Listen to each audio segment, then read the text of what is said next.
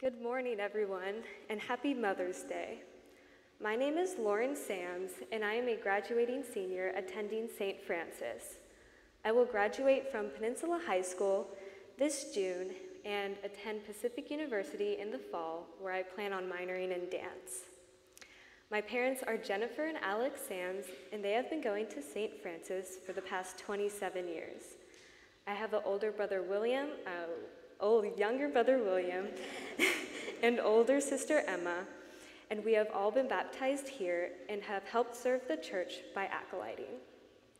On this Mother's Day, it's important for all of us to appreciate the motherly figures we have in life and acknowledge all of the things they have taught us.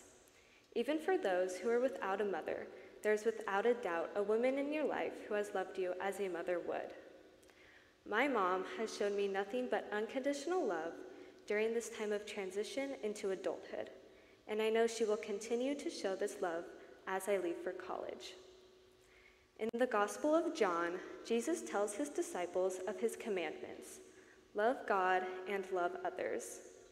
When we simply look at our neighbor and express love towards one another, we are living in God's joy. My mom has always loved her neighbors as herself, and has demonstrated this to me and my siblings. Every Christmas, my family takes out the many advent calendars from the attic, and my mom fills them up with candy and notes. Her notes will range from, "Let's make hot chocolate and watch the elf," or "Say something nice to a stranger at school today." This random act of kindness she bestows on us shows us the type of mother she is, full of love. And she doesn't just show it to her children, but spreads it to strangers and encourages us kids to do the same in order to spread God's joy. Following Jesus' commandments makes us citizens of heaven here on earth. God has placed mothers to be in this world as living images of himself. God's love is unconditional, patient, selfless, kind, and gentle. And all motherly figures hold these values and make life worth living every day. My mom has shown nothing but unconditional love towards me during my transition into college. During this lengthy process, my mom has been by my side every step of the way. She has helped me set up my Common App account and has sat with me day after day as we clawed our way through turning in the last application. I remember first typing into Google college application as she sat next to me, and was slow to anger when I had mistakenly misspelled college and had written collage. Turns out there's not an A in college. She had patiently corrected me while not making me feel any less of myself. Her gentle and kind approach through this entire college application process had made something intimidating and dreadful actually a great memory we both get to share. Again, in the Gospel of John, Jesus tells his disciples in verse 13 that no one has greater love than this, to lay down one's life for one's friend. Jesus is selfless and gave his life for ours so that we may live a full life. Not once did Jesus put himself first.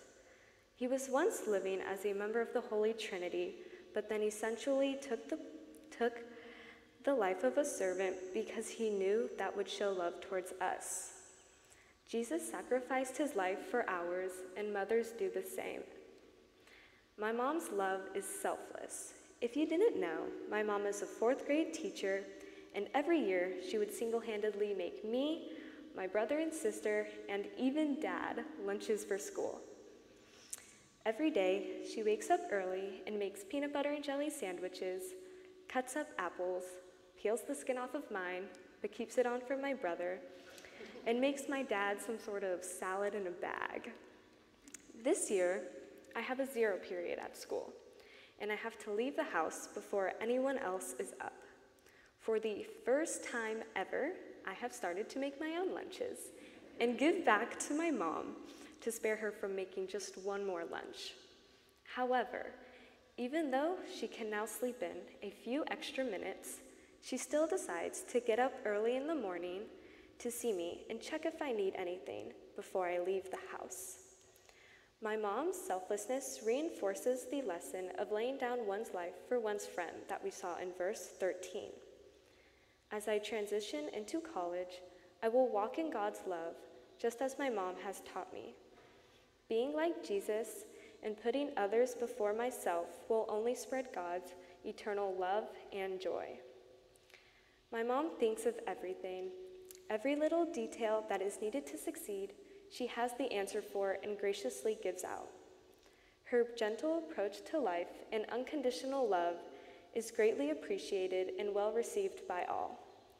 God has placed mothers here on earth as a symbol of his love and the sacrifices he has made. Mothers let us live our lives to the fullest and carefully prepare us for life's adventures. So to all the motherly figures out there, we appreciate you, we thank you, and we love you. Amen.